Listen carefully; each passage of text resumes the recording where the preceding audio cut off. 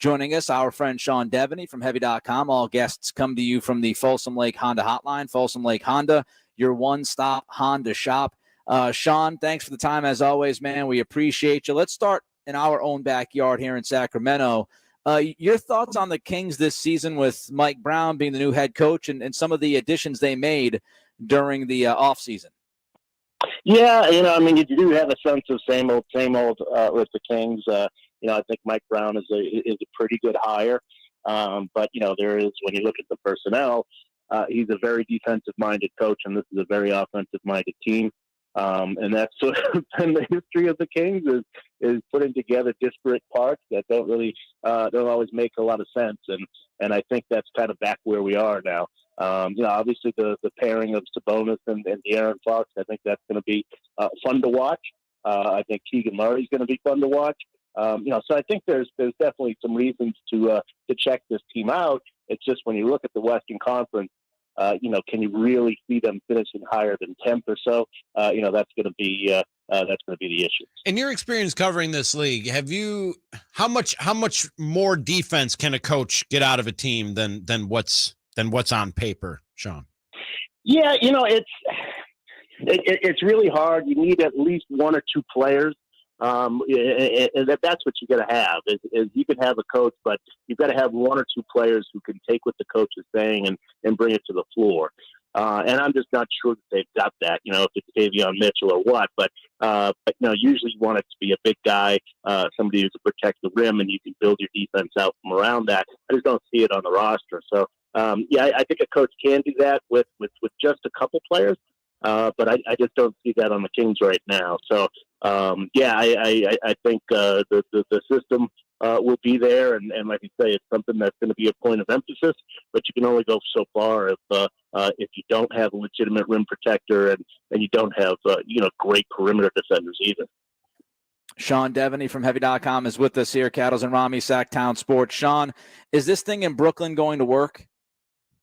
Yeah, it's funny because look, when you go through what they just went through, obviously the knee-jerk reaction is no way. This is going to be a disaster, the chemistry disaster. But it does remind me of 2007 when Kobe Bryant, made a pretty strong trade demand. It was out in public saying he wanted to be traded. Was saying so publicly on pretty much every radio show and all that he could find.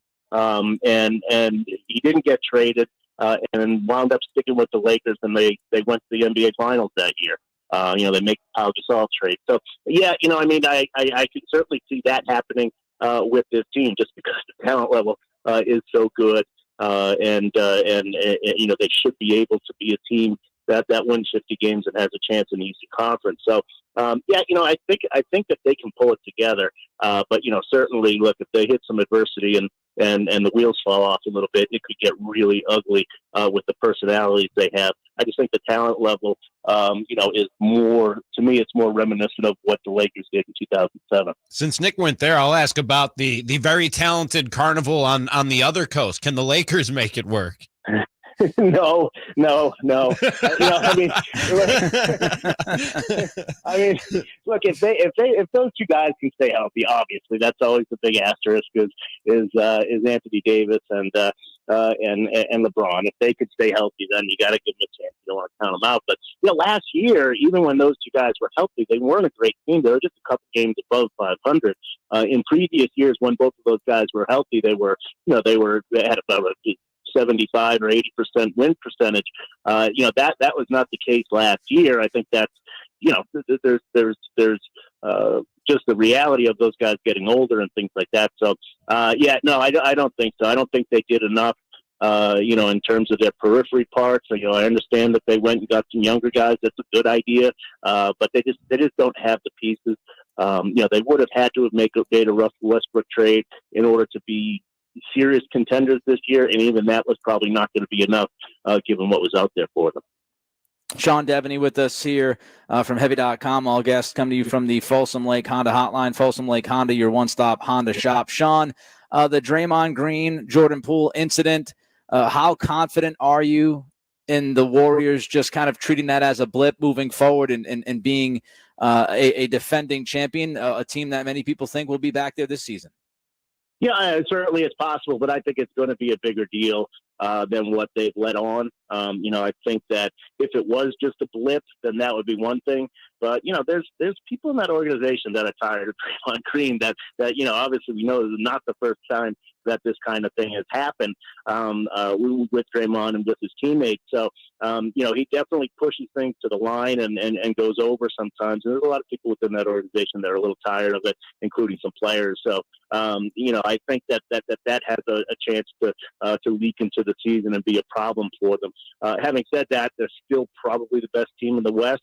And push comes to shove, I'd probably pick them to go to the NBA Finals.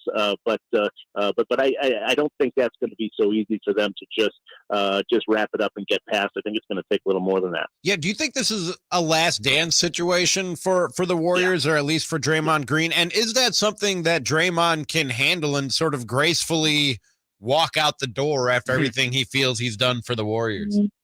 Yeah, I do think so, and because look, they've got Klay Thompson's going to be a free agent in 2 years. Draymond will be a free agent this year. They clearly chose a direction when they gave an extension to Andrew Wiggins and they gave it an extension to Jordan Poole. Wiggins is only 27, Poole is I think 23 or 24. So they're going with these younger guys. They're not going to pay Draymond Green, and I don't know if they'll pay Klay Thompson either. He's going to be 34 when he becomes a free agent, and coming off of the injuries that he's had. So I think it's going to be. I think that this is that sort of last dance sort of thing for them. There's just no way, even with the team that makes the money that the Warriors do with that building that they have. Even in that situation, I just think it's too much to expect them to pay all those guys. And then don't forget, eventually Moses Moody and Kuminga, those guys are going to come up with contracts as well. So I just don't think that realistically you can expect with the luxury tax the Warriors to pay all those guys. Sean Deveney with us. Sean, do we believe in what James Harden is trying to sell us about his level of readiness this season? You have to hope so. It's kind of at an enough is enough situation with James Harden, where the last few years have been just one disaster after another, going back to when he pushed for a trade out of Houston. So he's not been in shape the last 2 years early on in the year, and we all know that he has problems finishing a year, so at least he's got to be able to start the year well. I think you've got to hope that's the case. They went out of their way to bring in guys. Obviously, he took a little bit less money, and he's gotten a lot of credit for that. But they went out of their way to bring in guys that he's familiar with and guys that he likes, like P.J. Tucker and Daniel Howe, who were teammates of his with Houston. So they've gone out of their way to try to accommodate him and make him comfortable in Philadelphia. So the least you could do is show up and be ready to play in October, November, which hasn't been the case the last couple of years. We've talked about 3 teams between Brooklyn and the Lakers, the situation you were just talking about. And you can throw the Celtics in there too with the offseason drama that they had. If everything is right, if all these questions get answered, who's the best team on paper in basketball? Because you could look at Brooklyn and easily say it's them, but then you go Kyrie, KD, blah, blah, blah. And you could do that with every team. On paper, if all the questions get answered, who's the best team in the NBA, Sean? Yeah, on paper, I think it's Brooklyn. I think if you get Ben Simmons playing the way that he has at his peak, and Joe Harris has been such a key player. He was out for most of last year. If he's 100% and they're bringing Seth Curry off the bench, Patty Mills off the bench, they have a chance to be a pretty effective team.